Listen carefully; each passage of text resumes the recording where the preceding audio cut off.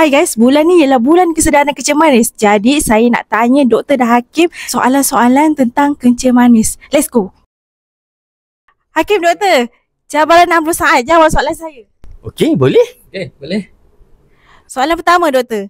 Kenapa makin ramai orang muda ni kena kencing manis walaupun mereka aktif bersukan?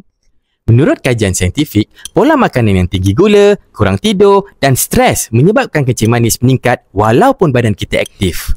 Menurut perubatan Ibn Sina, walaupun aktif bersukan, peningkatan kesan toksin dan angin yang tak seimbang mengakibatkan fungsi pankreas tetap terganggu.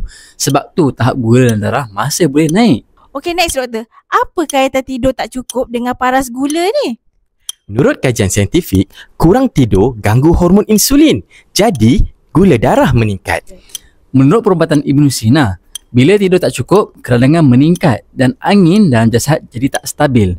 Akibatnya, proses pencernaan dan kawalan gula dalam darah pun terjejas. Okey, Doktor. Kenapa bila kita stres, gula dalam darah ni naik walaupun kita tak makan manis pun? Baik, menurut kajian saintifik, stres naikkan hormon kortisol menyebabkan gula dalam darah meningkat. Menurut perubatan Ibn Sina, stres buat keradangan meningkat dan melemahkan fungsi pankreas. Sebab tu, gula dalam darah susah nak dikawal. Alamak, dah 60 saat Doktor jawab soalan.